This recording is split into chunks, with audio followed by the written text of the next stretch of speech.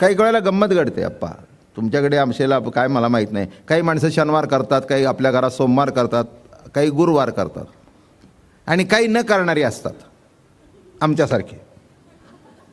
तुम्ही म्हणाला मला महाराज परमार्थ करता, काय करता? मी फक्त पांडुरंगाची एक एकादशी करतो, हे सोडून दुसरं काहीही करत नाही. लक्ष इकडे तिकडे विचलित व्हायचं काही गरज नाही. एकादशी नुसती करत नाही, दर एकादशीला कीर्तन असतं, भजन असतं, रोजचंच चालू असतं. एकाची दशा कळल्यानंतर आपल्या आयुष्याची दशा का करून घ्या?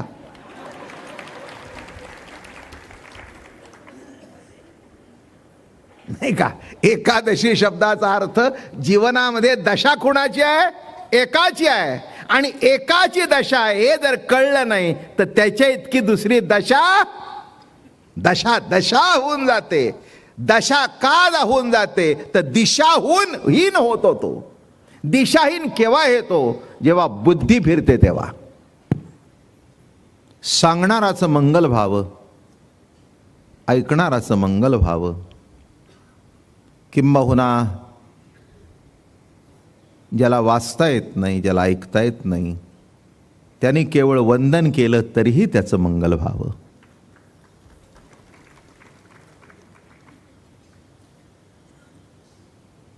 हाच हेतू आहे.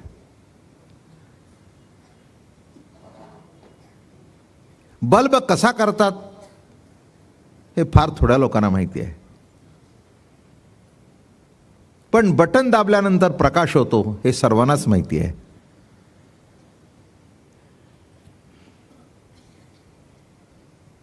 ज्याला बल्ब कसा करतात हे माहिती आहे, त्यांनी बटन दाबलं तरी बल्ब लागतो. अजून सांगू, ज्याला बटन दिसतं त्यांनी लावलं तरीही लागतो आणि एका आंधळ्याने बटन दाबलं तरीही लागतो.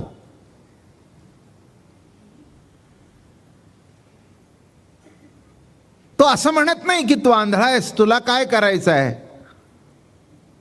तो म्हणला आंधळा मी माझ्याकरता लावला नाही, पण मुलं बाळ घरात आहेत आणि मला बटन कुठे आहे ते माहिती आहे म्हणून दाबलं.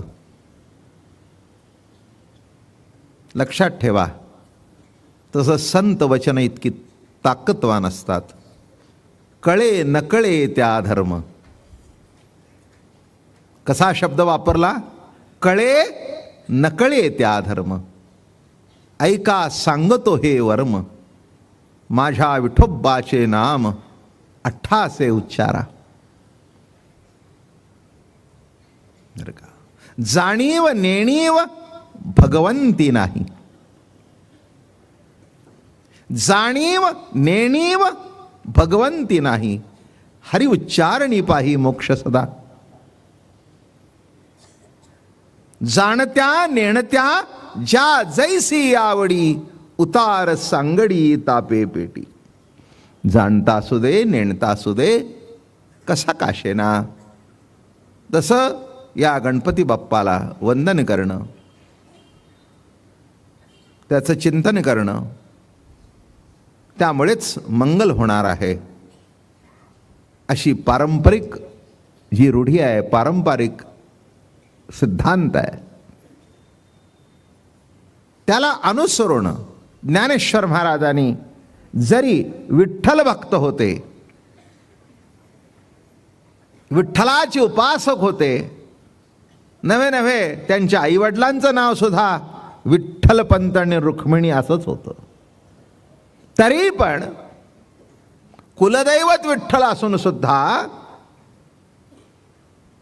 ग्रंथाचा आरंभ करताना गजाननाला वंदन केल्यानंतर मंगल होतं. म्हणून पहिल्यांदा तात्विक वंदन झालं, वस्तुनिर्देश रूप वंदन.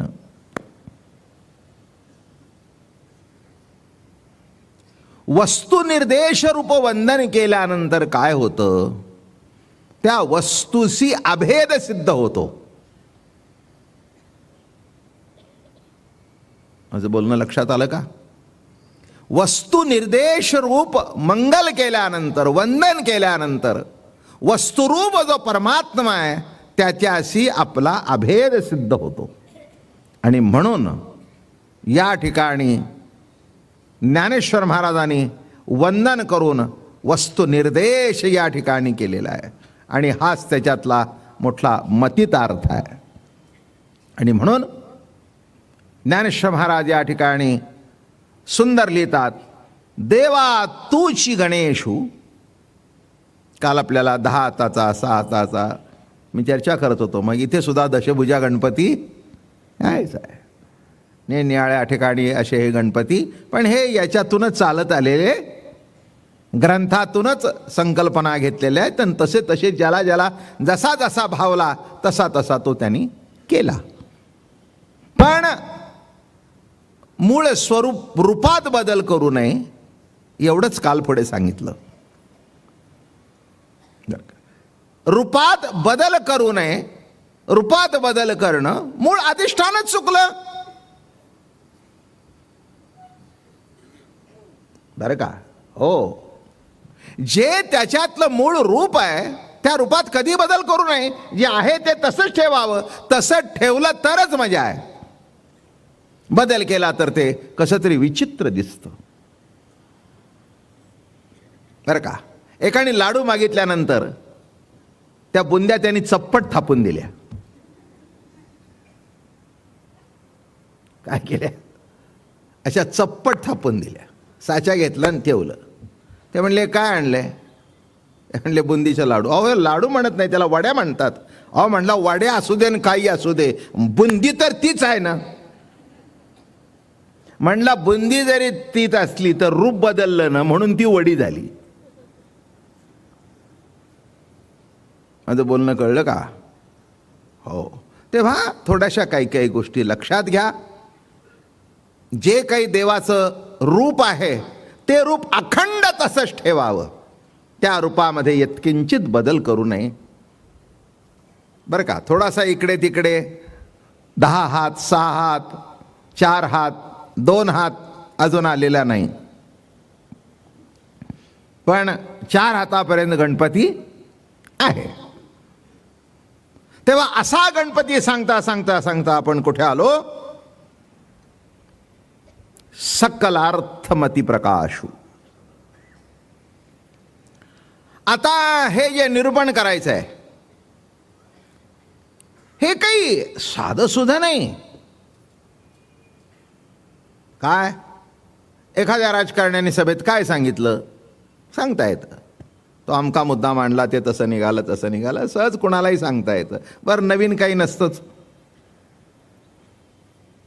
नाही का. भाषण म्हणजे काय असतं? दुसऱ्या पक्षाचं उणं काढणं म्हणजे हेच भाषण.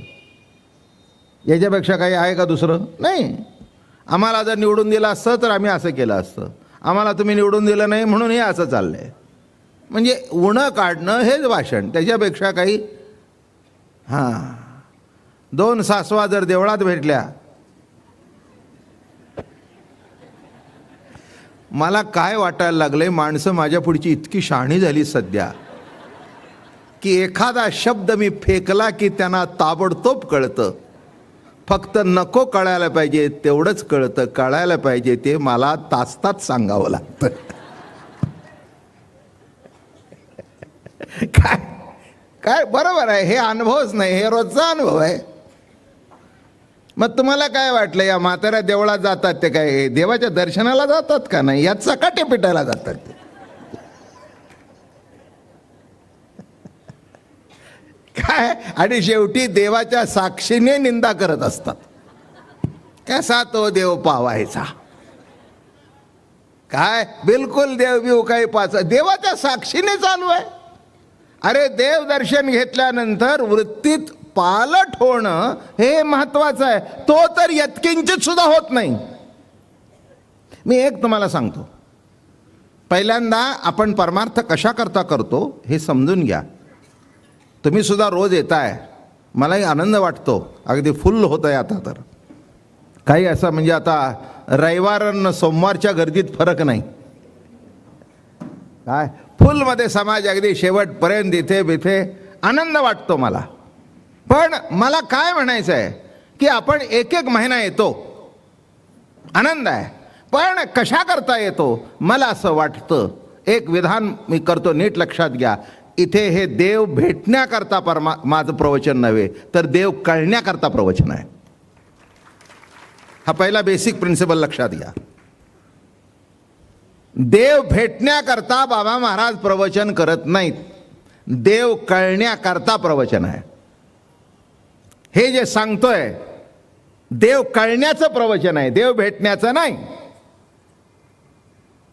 जेव्हा वस्तू निर्देश सांगितलं तेव्हा तुमच्या माझ्यात आत बाहेर जर ती वस्तू आहे तर भेटण्याचा प्रश्न कुठे आला? म्हणून इथे भेटण्याचा प्रश्न नाही. कोणी सांगतात तुम्हाला देव भेटेल, मला काही कळलेलं नाही. जो मला कधीही सोडून गेला नाही तो भेटण्याचा प्रश्न येतोच कुठे? कळत नाही, मान्य आहे. कारण ज्ञानोबाराने एक सुंदर शब्दात सांगितलं, जवळी आहे परी भेटेना. जवळी आहे परी भेटेना. जवळ आहे पण भेटत नाही. भेटत नाही शब्दाचा अर्थ कळत नाही. आणि हा कळण्याकरता एवढा सगळा प्रपंच आहे. म्हणून देव भेटणं अमकं तमकं हे सगळं म्हणणं इतकं गौण आहे बरं का. आमचे आप्पा महाराज फार विनोद करायचे याच्यावर.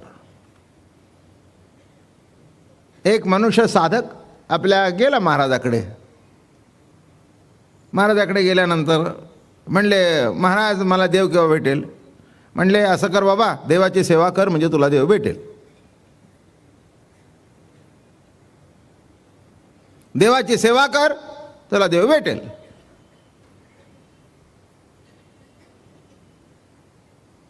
अजून मुलीचं लग्न व्हायचं होतं. हे तत्त्व डोक्यात ठेवलं त्या माणसाने की देवाची सेवा केल्याशिवाय देव भेटत नाही. हे बोलणं कसं होतंय कळलं का तुम्हाला? मुलगी म्हणली, बाबा माझं लग्न करून द्या. ते म्हणले, नवऱ्याची सेवा कर मग नवरा भेटेल.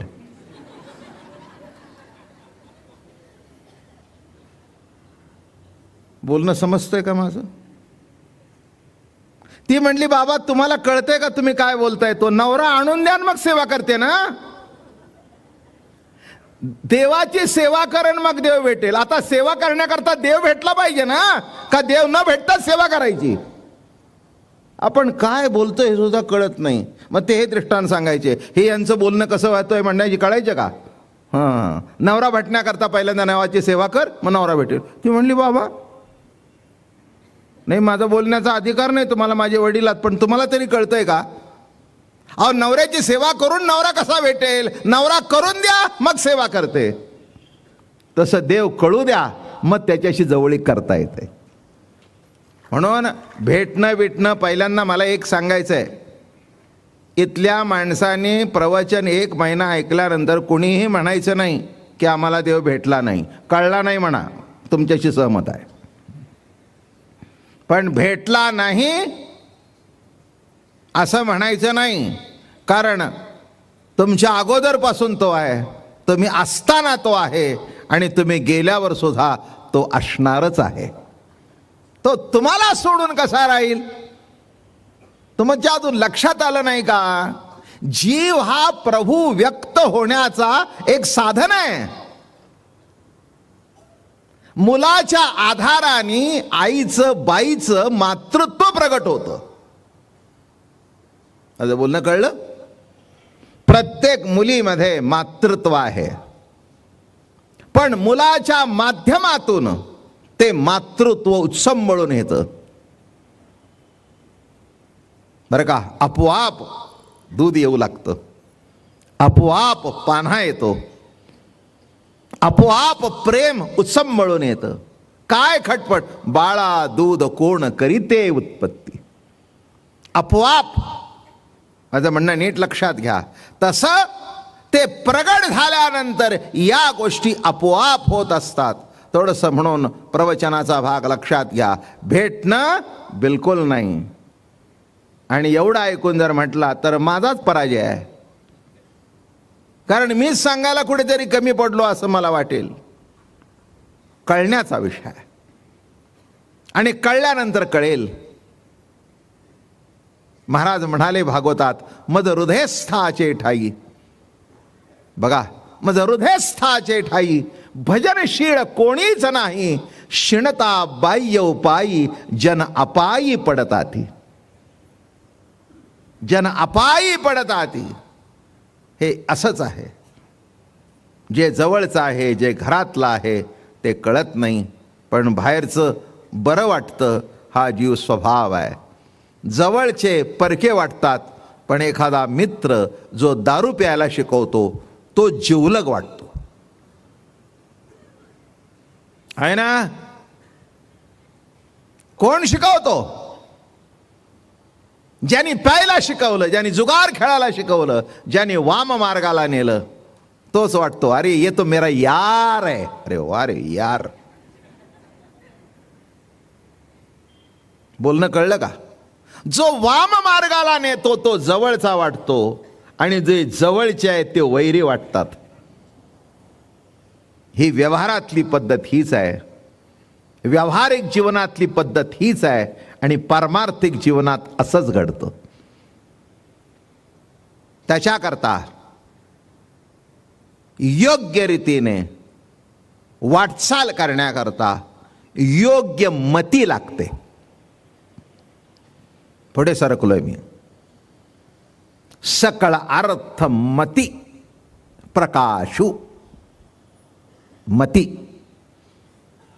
काय हो? झाला हो मुलगा, पण मतिमंद आहे.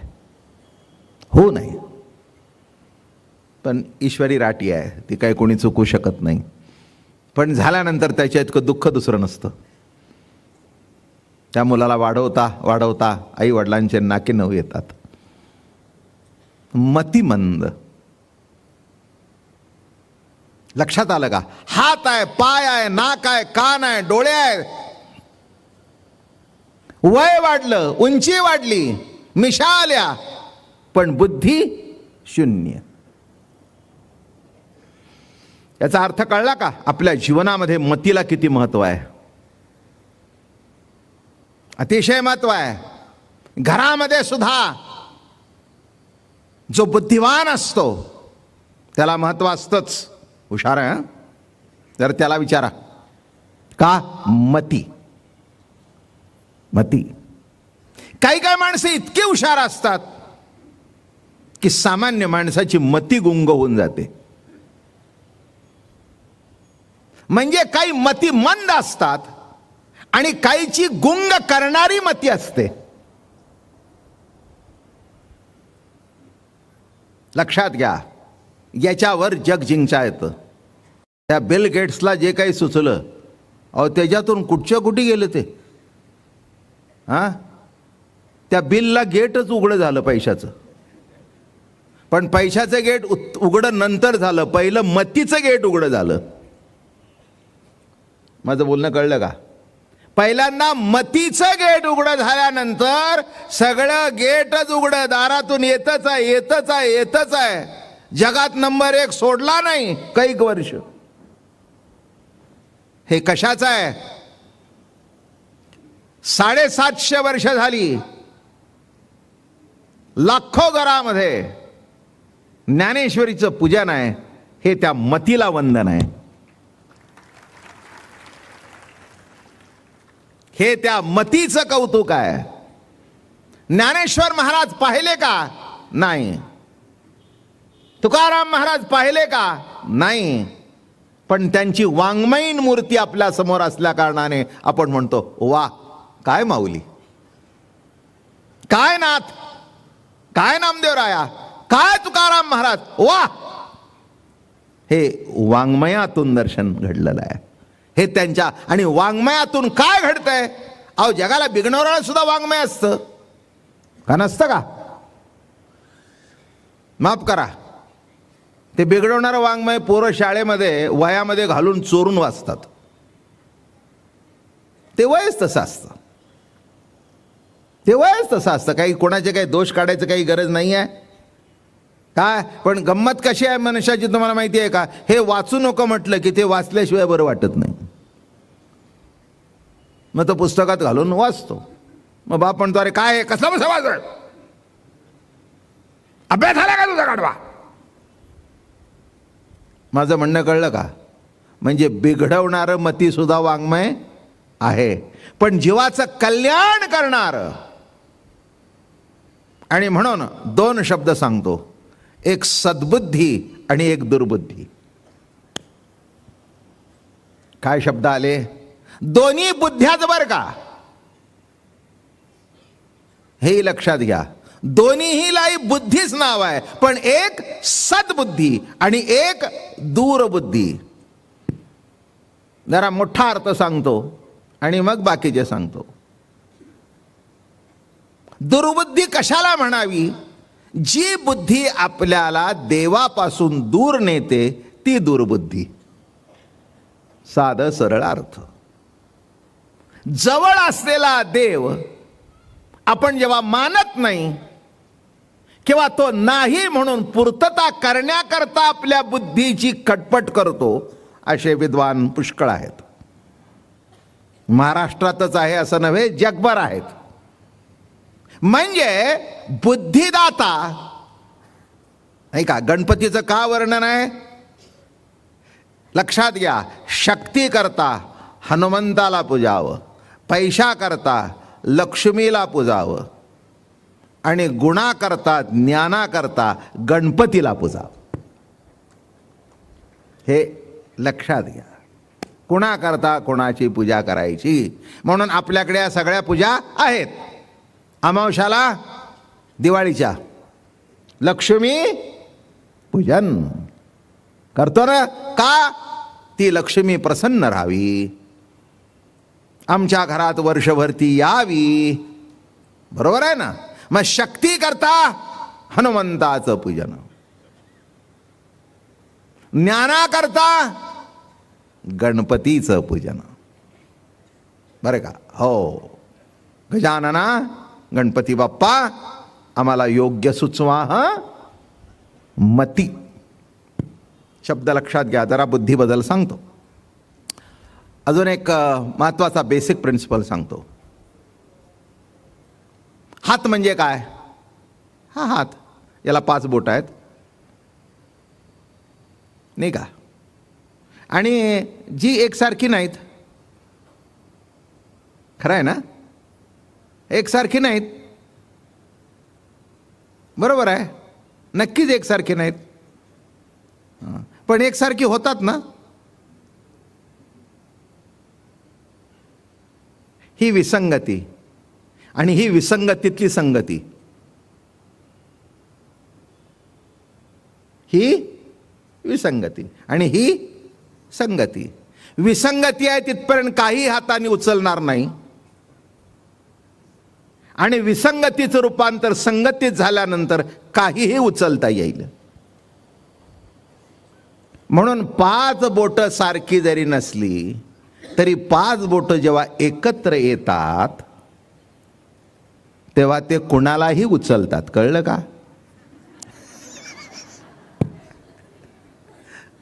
माझ्या बोलण्याचा अर्थ कळला? आपण नेहमी सांगतो ना, अ कुठे 5 बोटं सारखे आहेत. मग आम्ही कुठे म्हटले? 5 बोटे सारखी नाही आम्हाला कळलं ना, पण एकत्र येऊ द्या ना. नाही का? समाज उन्नती, समाजाचा उद्धार, समाजाचं कल्याण 5 बोटं सारखी नाही ते तुम्ही सांगायचे कळत नाही. पण हे तुम्हाला कळत नाही का की 5 बोटं एकत्र आल्यानंतर काही काम करू शकतात. आणि ही विसंगती आहे, सत्यच आहे ना, नाही का? पण हे एक लक्षात नाही का आलं तुमच्या? हा जर अंगठा आता या लेवलला आला असता,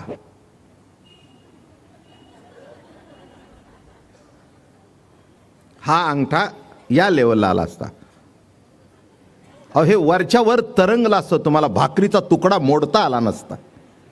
तुम्ही कसं केलं असतं माहितीये का? म्हणजे हे टेकलंय पण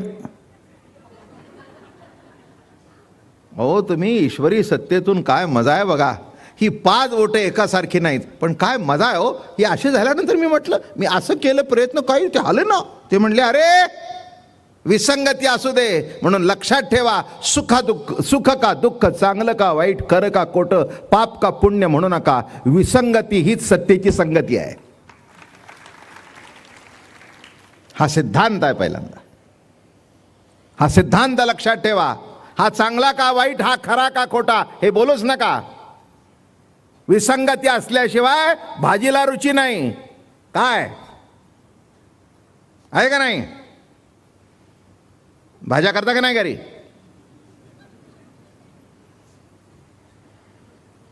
काय काय घालता? बायका म्हणतील हा बाबा सासरा सुद्धा आमचा कधी एवढ्या आवाजात बोलत नाही. नवऱ्याची तर हिम्मतच नाही. मी का बोलतो? कारण तुमच्या माझ्यात 15 फुटाचं अंतर आहे म्हणून बोलतो.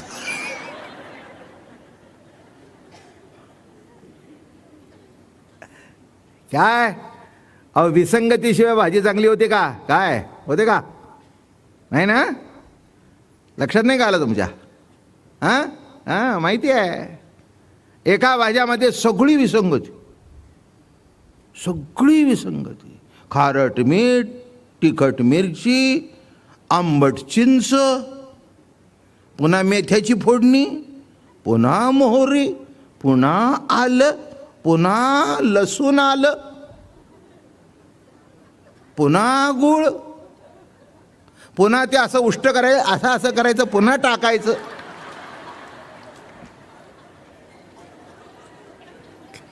आज मला इतकं बरं वाटतं, इतकी अनुभवी मंडळी मला विसरली. आणि मग गणपतीला कठीण आहे सगळं. काय हे सगळे विसंगती आहे ना?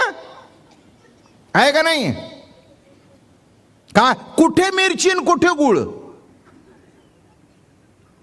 काय त्याचं काही प्रमाण? आणि कुठे ते मीठ? पण हे सगळं एकत्र जेव्हा योग्य प्रमाणात होतं, फरका मारला नवऱ्याने. आहा, काय ग बायको, क्या बात आहे. आज अशी तुझी भाजी झाली आहे ना, चाटून पुसून खातो. बायको म्हणते मला ठेवताय का शिल्लक? अगं म्हणलं एवढी चांगली का केलीस? माझं म्हणणं कळलं का? अरे बाबा, हे सगळं जीवनच असं आहे. किती विसंगत आहे सगळं, नाही का? पण योग्य तऱ्हेने विचार कराल तर तुम्हाला कळेल, या ईश्वरी सत्तेच्या चांगलं वाईट खरं खोटं या कर्मामध्ये कुठे एक अलौकिक असं सूत्र आहे. हेच वस्तूचं दर्शन आहे. ह्यालाच वस्तू मात्र परमात्मा म्हणतात. आता भाग असा आला, पण हे कळण्याकरता बुद्धी दूर राहणारी नको. आमची बुद्धी देवापासून दूर चालली आहे. का दूर चालली? मला एक सांगतो, देवापासून दूर बुद्धी जाणं म्हणजे आपण आपल्यापासून दूर जाणं. देवाचं वर्णन करताना केलं, आपण पेच आपण पया प्रकाशित से धनंजया, काय बहु बोलो दया नाही तुझे, आपण पेच आपण पया. बरं का? अनेक मार्गाने बुद्धीने परमात्मा जाणण्याचा माणसं प्रयत्न करतात, नाही जमत. काय असतं, माणसाला बुद्धीचा आपल्या फार अभिमान असतो. एक फार अवघड आहे, आमच्या बुद्धीला पटल्याशिवाय आम्ही मान्य करत नाही. तर कोण तुझ्या मागे लागले? हां, आमच्याकडे आमची बुद्धी ही बुद्धी प्रामाण्य, बुद्धीला प्रमाण. आमच्या बुद्धीच्या कसावर जर ते पटलं, उतरलं तर मान्य करू. द्यावं सोडून. हां, कशाची बुद्धी बुद्धी बुद्धी कळता? बुद्धीचा मिजास मारणारा एक दिवस बुद्धी भ्रष्ट झाली. माणसं म्हटली कुठे गेली बुद्धी? कुठे गेली बुद्धी? कशाला बुद्धीचं श्रेष्ठत्व सांगावं? मला मान्य आहे, ही माझी बुद्धी योग्य चालली आहे म्हणून तुम्ही प्रवचनाला येत आहे, पण माझी बुद्धी योग्य चालवणारा कोणीतरी आहे, त्याच्याकडे वळून मागे वरा, ती खरी बुद्धी आहे, नाही का? बुद्धीच्या आधारावर मी वाटेल ते करीन. आज काय चाललंय? बुद्धीच्या आधारावर बॉम्ब ब्लास्ट चाललेत. चाललेत की नाही? कशावर चाललेत? कशावर? ज्यांना काही कळत नाही ते सुद्धा करायला शिकले. कशी बुद्धी वाकडी चालली आहे बघा. म्हणून एक सांगतो, बुद्धीचा वापर योग्य करता येण्याकरता सुद्धा जो बुद्धिदाता आहे त्याची प्रार्थना करावी लागते. अहो कृपावंता होय बुद्धीचा ए दाता, बुद्धीचा ए दाता होय बुद्धीचा ए दाता. अहो कृपावंता, अहो कृपावंता देवा, आमच्या बुद्धीचे मार्गदर्शक व्हा. आमची जर बुद्धी योग्य वेळेला नाही सुचवलं तर काय होईल?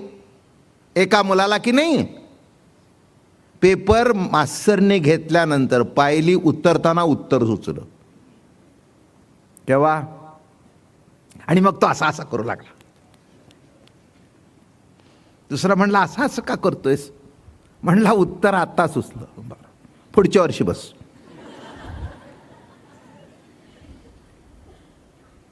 काय? अरे त्या वेळेला सुचणं किती महत्वाचं आहे बघा. इथे नाथानी फार सुंदर वेळेला, एक बुद्धिमंत होती ते निजबुद्धी घेऊन हाती, शेखी लागले विषय स्वार्थी, ते ठकले निश्चिंती देह ममता. आता बघा, माणसं आपल्या बुद्धीचा उपयोग विषय भोगण्याकडे करत आहेत. करू नाही असं मला म्हणायचं नाही. विषयाच्या सेवनाशिवाय मनुष्य जगू शकत नाही एवढं मला 71व्या वर्षी नक्की कळलंय. पोटाकरता खाणं पाहिजेच, नाही का? ही आवश्यक गोष्ट आहे. काय विषय किती आहेत? 5. शब्द, स्पर्श, रूप, रस, गंध. बस याच्यात सगळे आले. एक शब्द विषय. समजा मी जरी बोललो नाही तरी कुणाचा माझ्या कानावर येतोच ना. शब्दाशिवाय जगू शकतो का? नाही. एखाद्याने मौन धरलं तरी पाठीवर लिहावंच लागतं. म्हणजे आहेच नाही ते. मुख्य विषय पंच. शब्द, स्पर्श लागतोच ना. अंगावर वस्त्र स्पर्श लागतोच ना. शब्द, स्पर्श, रूप, रस, गंध. कोणचा टाकता? नाही का? तुम्हाला लक्षात नाही काय का? कोणत्याही वस्तूला, व्यक्तीला हात लावल्यावर आपल्याला बरं वाटतं की नाही? नाही का? कापड हातात घेतल्यावर बरं वाटतं ना, नाही का? आपल्या पाठीवरून कोणीतरी प्रेमाने हात फिरवल्यावर बरं वाटतं ना. आपल्याला मुलगा जवळ आला, त्याच्या गालावरून हात फिरवला, पापी घेतली, बरं वाटलं ना. आहे ना स्पर्शातलं सुख का नाही म्हणता? अहो आपण सुद्धा आरशात बघतो. किती वर्ष बघतोय? दाढी बिडी केल्यावर उगीच असं बघतो. मी एकाला म्हटलं, तोंड नीट करून बघ की, थोबाड वाकडं करून का बघतोयस? बघा माणसा. मग ते हे हा वोट वर करतील, हा वोट करतील. तर म्हणला गप्प बसानं, मला माझा आनंद मिळतोय ना. बरं काय स्पर्श. आपलं मूल आपल्या मांडीवर झोपलंय, त्याला थोपटताना काय बरं वाटतं? त्याच्या अंगावरून का? अहो स्पर्श विषय हा, लक्षात ठेवा. शब्द, स्पर्श, रूप, रस, त्याच्याबद्दल आता काय सांगू. नुसतं गाडी येताना रस्त्याने, आमचे ते रस्त्याने गाडी येते बघा, तिथे तो पूल आहे ना कोटचा, तरी म्हात्रे पूल का काहीतरी, आमच्या गाडीतली माणसं रोज वाचत असतात कोथिंबिरी वडी.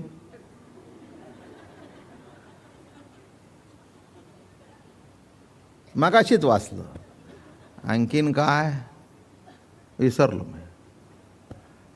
काहीतरी काय रोज नवीन काहीतरी बोर्ड लागतं बरं का. अमकी वडी, तमकी वडी, इडली, असं ते बोर्ड लागतं.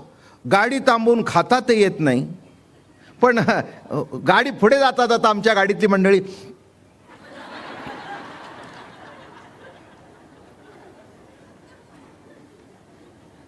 मग त्याच्या पुढे चर्चा सुरू होते.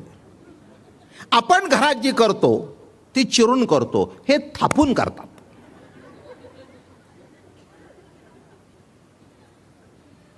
माझं बोलणं कळलं का? रस म्हणजे बोर्ड बघून जर चिळकांडी उडते ते बघा, तो आमचा तो पोरगा खुर्चीवरचाच उठला.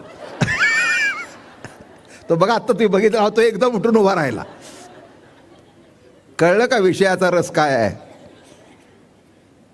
काय प्रवचनात जर नुसतं बायकोने सांगितलं कानात, आज तुमच्या आवडीच्या हळूहळू ऐकल्या, तो बघा त्याचं अख्खं प्रवचन असंच करील.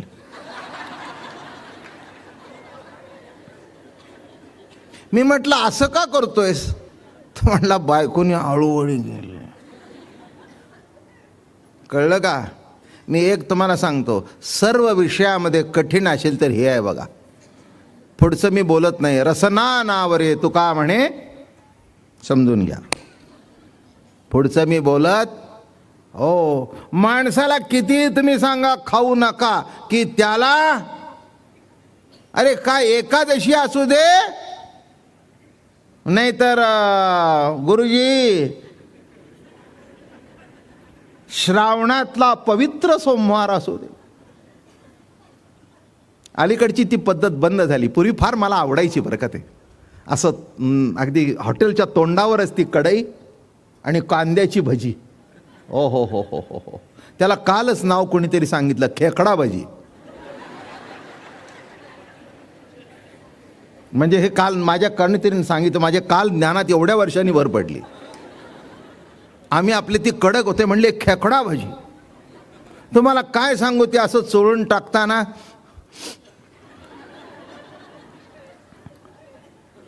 अरे मी म्हटलं किती फुटावरून इथे तोंडाला पाणी सुटतंय. ते म्हणले मी तरी काय करू बघ.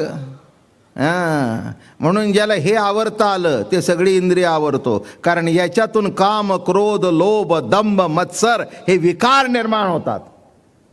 पहिल्यांदा कंट्रोल कशावर पाहिजे? जी म्हणत नाही एकादशी आहे, जी म्हणत नाही गुरुवार आहे, जी रसना म्हणत नाही सोमवार आहे, ते नाक इतकं आहे ते गेले की काय वास चांगला आहे हो. काही वेळेला गंमत घडते अप्पा तुमच्याकडे आमशेला, काय मला माहीत नाही. काही माणसं शनिवार करतात, काही आपल्या घरात सोमवार करतात, काही गुरुवार करतात, आणि काही न करणारी असतात आमच्यासारखे. तुम्ही म्हणाला मला महाराज परमार्थ करता, काय करता? मी फक्त पांडुरंगाची एक एकादशी करतो, हे सोडून दुसरं काहीही करत नाही. लक्ष इकडे तिकडे विचलित व्हायचं काही गरज नाही. एकादशी नुसती करत नाही, दर एकादशीला कीर्तन असतं, भजन असतं, रोजचंच चालू असतं. एकाची दशा कळल्यानंतर आपल्या आयुष्याची दशा का करून घ्या?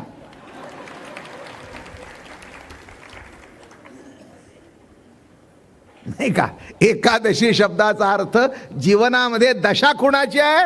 एकाची आहे. आणि एकाची दशा आहे हे जर कळलं नाही तर त्याच्या इतकी दुसरी दशा दशा दशा होऊन जाते. दशा का होऊन जाते तर दिशाहून हीन होतो. तो दिशाहीन केव्हा येतो? जेव्हा बुद्धी फिरते तेव्हा. प्रवचन मुद्द्याला धरूनच आहे. काय दिशाहीन केव्हा होतो? म्हणून इथे काय लिहिलंय? निजबुद्धी घेऊन याती शेखी लागले विषय स्वार्थी. बघा याच्यातला म्हणण्याचा अर्थ असा आहे, एकाची बुद्धी अति चोखडी, वेदशास्त्री उत्पत्ती गाडी, ते अभिमाने कडो विकडी, ठकले पडिपाडे ज्ञान गर्वे. वरच्या ओळीचा अर्थ असा आहे, कर्मकांडाच्या माध्यमातून यज्ञ करतायत, याग करतायत. कशा करता करतायत? याज्ञिक आहेत, यज्ञ याग करतायत. पण यज्ञ कशा करता करतोय? स्वर्गाच्या प्राप्ती करता. स्पष्ट ज्ञानेश्वरीत लिहिलंय. ज्ञानेश्वरी फार सुंदर लिहिते. त्याने 2 भाग पाडले. परवाई ओळी सांगितली होती, पुण्यात्मक पाप, पापात्मक पाप. आणि मला येऊन पोचतो तो शुद्ध पाप. म्हणून ज्ञानेश्वर महाराजांनी ठासून लिहिलं, स्वर्ग नरक या वाटा चोराची या, ऐसे दीक्षित जे सोमपप, आपणची यज्ञाचे स्वरूप. यज्ञामध्ये सोमरस असतो. सोम म्हणजे दारू. तो यज्ञाचा प्रसाद म्हणून सेवन करायचा असतो, पण त्याच्यात ते आहे. ज्ञानेश्वर महाराजांनी, आता तुम्ही म्हणाला आता आम्ही रोजच यज्ञ करू,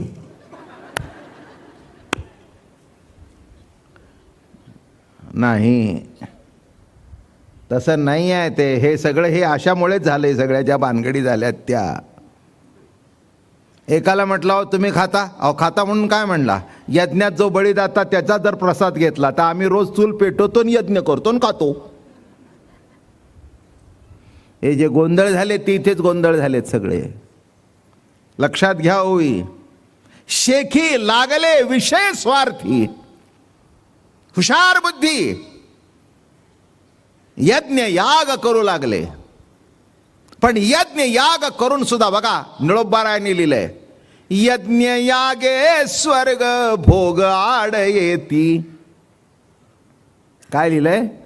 यज्ञ यागे स्वर्ग भोग आड येती, करिता तपे काम क्रोध खवळती. या ओळीला धरूनच आहे, करिता तपे काम क्रोध खवळती, नित्यानित्य ज्ञाने अभिमान वाढती, करिता तीर्थाटणे अहंकाराची प्राप्ती हो, धन्य ही आनंदाची सापडली वेळ. पुढचा आहे का, तेने संत सज्जन भेटले कृपाळ, त्यानी फेडी याला बुद्धीचा हो मळ. हे बुद्धीवर चढलेला मळ आहे. त्याने फेडी याला बुद्धीचा हो मळ. काय केलं? दृष्टी दाखविला यशोदेचा बाळ हो, धन्य ही आनंदाची सापडली वेळ. म्हणून लक्षात ठेवा, सध्याच्या काळाकरता यज्ञ याग कालबाह्य झालेले आहेत. आपलं सामान्य छोटं छोटं आपण करतो, हा भाग निराळा. पण ते या कालाकरता ओवी सांगतो, कृतयोगी शमदमादी साधने, त्रेतायोगी अगमोक्त पूजन, तंत्रविधान विधियुक्त, या परी त्रियोगी जना परमसंकट साधना. मग कलियुगी काय करावं? कलियुगी करावे हरीचे चिंतन. न लगे योग याग त्याग दान. काय सांगतायत?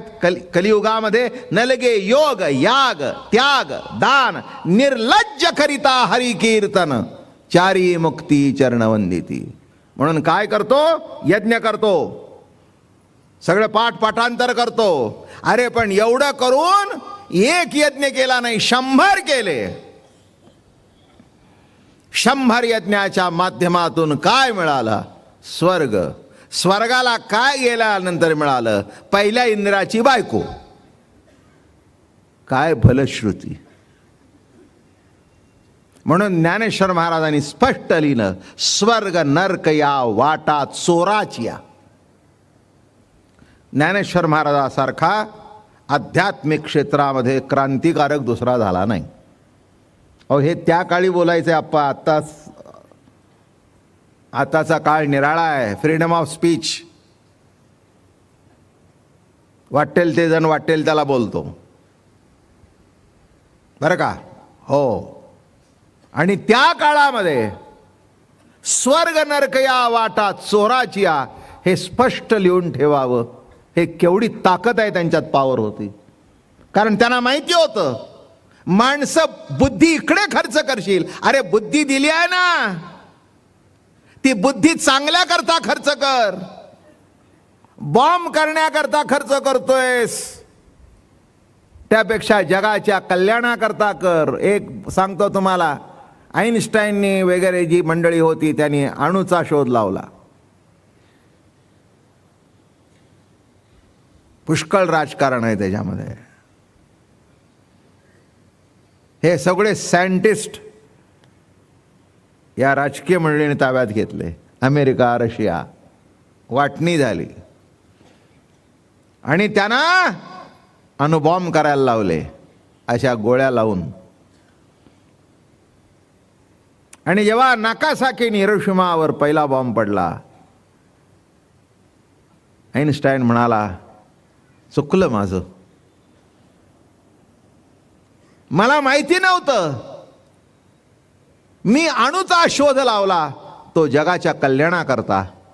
एवढी मोठी शक्ती खर्च करण्यापेक्षा एक अणुतली शक्ती खर्च करावी आणि जगाला उत्तम पॉवर द्यावी, उत्तम ताकद द्यावी, उत्तम शक्ती द्यावी. मला माहिती नव्हतं, पण त्याला हे माहिती नव्हतं की ज्ञान असावं पण ते ज्ञानाच्या हातात, ज्ञान असावं ते मूर्खाच्या हातात जाऊ नये. माझं बोलणं कळलं का? हो, घरात पिस्तूल असावं पण एक लहान पोर मूर्ख आहे त्याच्या हातात जाऊ नये किंवा वेड्याच्या हातात देऊ नये. वेड्याच्या हातात दिलं तर कोणालाही गोळ्या घालील.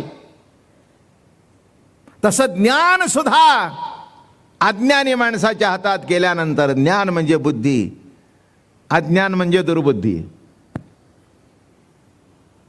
काय कुणाच्या हातात जावं नाही का? गॅस सुद्धा आपल्याकडे आता वळण पडलं. पूर्वी जेव्हा आणले ना तेव्हा हे पेटवायचं आणि विजवायचं हे काही भाग नव्हता. ते वास त्याच्याकरता ठेवलाय. वास सुटला की कळतं, वास गॅस राहायला बघ का.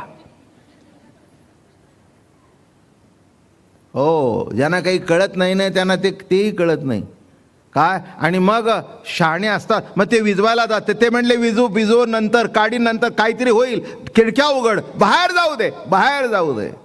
माझं बोलणं कळलं का? ज्ञान सुद्धा. मग त्याला विचारलं की पुढच्या जन्मी तुम्ही कोण व्हाल? अहो, एवढा मान मिळाला तुम्हाला, जग थरारतंय तुमच्या नावाने, पुढच्या जन्मी कोण व्हाल? ते म्हणले प्लंबर होईन. ते म्हणले का? त्याचं उत्तर एक आहे, म्हणले निदान नळाचं पाणी जोडून तरी घरात पोचवीन, हे तोंडचं पाणी काढलं. माझं बोलणं कळलं का? एक बॉम्ब टाकला आणि लाखो माणसं नाकासाकी हिरोशिमावर गेले. आणि अजून त्यातली जे काही वाईट घडलं म्हणजे शारीरिक दुर्बलता ती अजून आहे. विचार करा मी कशा करता सांगतोय. एक बुद्धिमंत होती, ती बुद्धी कुठे वापरली? अरे नको तिथे वापरली. नको तिथे वापरल्यानंतर ती बुद्धी, लक्षात घ्या, चांगल्या ठिकाणीच बुद्धी वापरा. काय? त्या बुद्धीला वळण पाहिजे. महाराजांनी एका ठिकाणी म्हटलं, बुद्धीचं वैभव कशात आहे? हरिपाठ, बुद्धीचे वैभव अन्य नाही दुजे, एका केशवराजे सकळ सिद्धी. बुद्धीचं वैभव कशात आहे? तर ज्यांनी बुद्धी प्रगट केली त्या परमात्म्याला जाणण्यात बुद्धीचं वैभव आहे. पण ती बुद्धी त्याने कुठे लावली?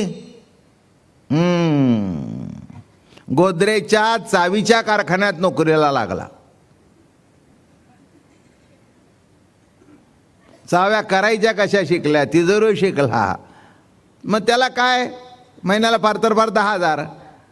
दुसरं 2 जण भेटले, ते म्हणले काय तुला चाव्या कशाच्या माहिती आहेत ना, चल ना आपण हाच धंदा करू. आपल्याकडली लिस्ट आहे कोणाकोणाला तिजोऱ्या दिल्यात, तिथे जाऊन महिन्याला 10,000 घेण्यापेक्षा लाखो रुपये. माझं म्हणणं कळलं का? जी बुद्धी चांगली होती ती बुद्धी वाईटाकडे वापरल्यानंतर संपलं. लक्षात घ्या, देवाने आपल्याला बुद्धी चांगली दिलेली आहे. घरात सुद्धा चांगली माणसं असेल तर संसार टिकतो. दुर्बुद्धी सुचली तर संसार फुटायला 1 दिवस लागत नाही. त्याच्याकरता घरात येणारी मुलगी चांगली असावी लागते. सून चांगली मिळणं हे घराचं भाग्य असतं आणि सुनेला सासूनी चांगलं वागवणं हे सासूचं कर्तव्य असतं. कारण ही 2 जोडी जर नीट असेल तर घर नीट चालतं. एकीला जर त्यातल्या दुर्बुद्धी सुचली तर सासऱ्याचा नवऱ्याचा एक सँडविच मधला टामेटो आणि दुसरा सँडविच मधला बटाटा, एक स्लाईक सासू दुसरी स्लाईक सून. वाटोळ त्या नवऱ्याचं. जरा थोडस बायकोच्या बाजूने बाईल बुद्धी आहे, जरा थोडं ऐकलं की, तिचं ऐकलं की तिचंच जर ऐकायचं होतं तर मला कशाला करून आणलं. जा वाटोळ वाटोळ वाटोळ अवघड आहे बाबा. त्राहे त्राहे त्राहे सोडवी अनंता.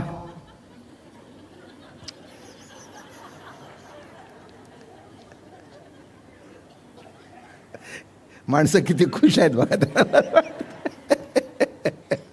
माझा अभंग नाही, तुकाराम महाराजांचा आहे. त्राहे त्राहे त्राहे सोडवी अनंता, देहाचा विसर पाडी माझ्या. या देहाचा विसर पाड म्हणजे पांडुरंगा ही भानगडच नाही. इकडे ओढतंय का तिकडे ओढतंय, याचं ऐकायचं का तिकडे ऐकायचं. लक्षात ठेवा, संसार नीट चालण्याकरता जर घरातल्या माणसांची बुद्धी नीट लागते, प्रगल्भ बुद्धी लागते. एक लक्षात ठेवा, उत्तराला उत्तर देता आलं म्हणजे बुद्धी चांगली असं समजू नका. जी बुद्धीचा उत्तर तोंडातून काय प्रगट व्हावं याच्यावर कंट्रोल असेल तीच बुद्धी चांगली. उगीच आलं तोंडाला फाड फाड फाड फाड फाड फाड, अहो ते कुणाला बोलता येतं, त्याच्यात काय. मी तर बोलका पंडितच आहे. तुम्ही वेडवाकडं बोला आणि सरळ बोला. तुम्ही बोलाल त्याच्या नाही 100 पोटलं बोलत तर नाव बाबा महाराज नाही. पण लक्षात ठेवा, प्रत्येक शब्द बोलताना तोलून मापून बोलावा. व्यवहार असू दे नाही तर कोणीही असू दे, नाही का. आणि योग्य तोलून मापून जे शब्द बोलतात ना त्यांचीच किंमत गावात राहते. बाकी समोर घाबरतात, मागे जाऊन शिव्या दिल्याशिवाय राहत. माणसं म्हणतात आम्हाला शिव्याची परवानगी नाही. बरं आहे, तुम्हाला काहीच शिवत नाही, त्याला आम्ही तरी काय करावं. माझं बोलणं नीट लक्षात घ्या, हे वर्म आहे. हे बघा, गुरुजी सुचणं ही देवाची ठीक आहे, पण सुचलेलं काय बाहेर टाकावं याच्याकरता बुद्धी आहे,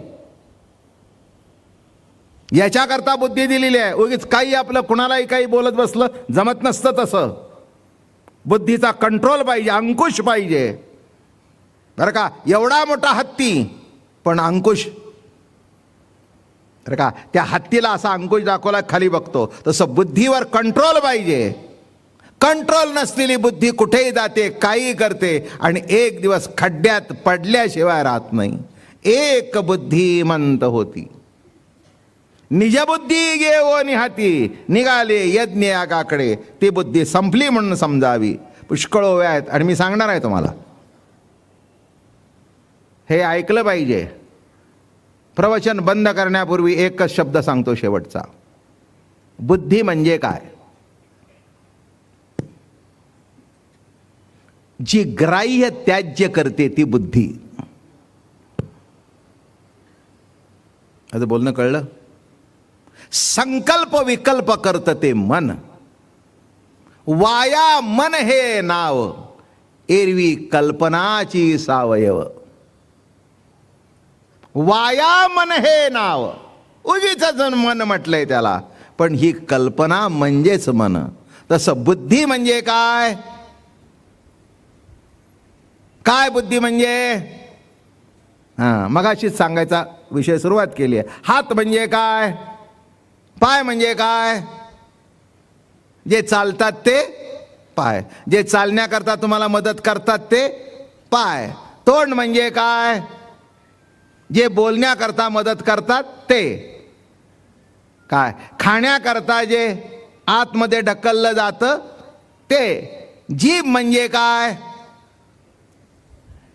जिच्यावर एक ठेम ठेवल्या बरोबर सांगते खारट झालंय. डबल साखर टाकलीस काय ग? जीभ. जीभ ही जाणीव आहे तिथे. लक्षात ठेवा, ही इंद्रिय आहेत. तसं बुद्धी म्हणजे काय? जी ग्राह्य त्याज्य करते ती बुद्धी. पुंडली गौरदेव हरी विठ्ठल श्री ज्ञानदेव तुकाराम विठ्ठल विठ्ठल विठ्ठल विठ्ठल विठ्ठल विठ्ठल विठ्ठल विठ्ठल. पुंडलिका वरदे हरी विठ्ठल श्री ज्ञानदेव तुकाराम ज्ञानेश्वर तुकाराम महाराज की जय. सद्गुरु दादा महाराज अप्पा महाराज.